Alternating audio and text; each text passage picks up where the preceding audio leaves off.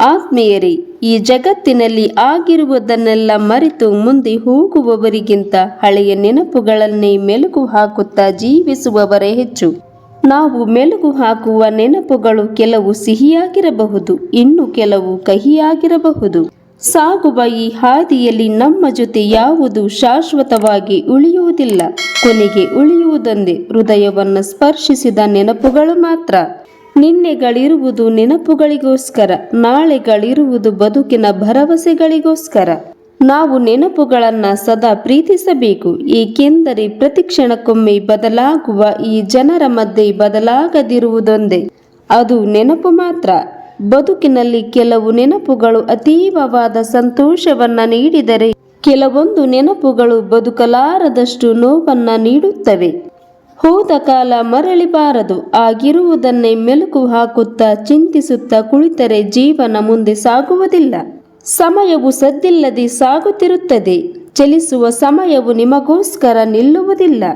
ಸವಿ ನೆನಪುಗಳನ್ನ ಸವಿದು ಕಹಿ ನೆನಪುಗಳನ್ನ ಮರೆಯಬೇಕು. ನಮಗಾಗಿ ಅಲ್ಲದಿದ್ದರೂ ನಮ್ಮನ್ನ ನಂಬಿದವರಿಗಾಗಿ ಜೀವನವನ್ನ ಸಾಗಿಸಲೇಬೇಕು. ಕಳೆದು ಹೋಗುವ ಮುನ್ನ ಪ್ರತಿಕ್ಷಣವನ್ನ ನಿಮ್ಮದಾಗಿಸಿಕೊಳ್ಳಿ. ಮರಳಿ ಬರುವುದು ನೆನಪುಗಳೇ ಹೊರತು ಸಮಯವಲ್ಲ. ಕೆಲವೊಮ್ಮೆ ತುಂಬ ಪ್ರೀತಿಸಿದವರೇ ನೋಯಿಸುತ್ತಾರೆ, ತುಂಬ ನಂಬಿದವರೇ ಬೆನ್ನಿಗೆ ಚೂರಿ ಹಾಕುತ್ತಾರೆ, ಹತ್ತಿರದವರೇ ಅನುಮಾನದಿಂದ ನೋಡುತ್ತಾರೆ, ನಿಮ್ಮನ್ನರಿತವರೇ ಅವಮಾನ ಮಾಡುತ್ತಾರೆ. ಹೀಗೆ ಜಂಜಾಟದಲ್ಲಿ ಬದುಕು ಸಾಗುತ್ತಿರುತ್ತದೆ.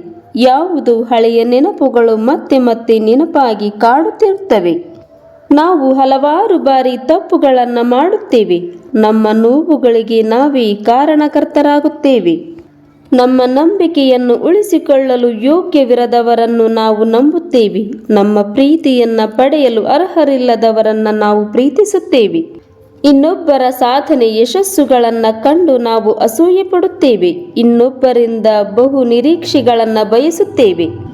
ಆತ್ಮೀಯರೇ, ನಮಗೆ ಸೋಲಾಗಿರಬಹುದು, ಅವಮಾನಗಳಾಗಿರಬಹುದು, ಪ್ರೀತಿಸುವವರು ನಮ್ಮನ್ನು ಬಿಟ್ಟು ಹೋಗಿರಬಹುದು, ನಂಬಿರುವವರು ನಮಗೆ ಮೋಸ ಮಾಡಿರಬಹುದು.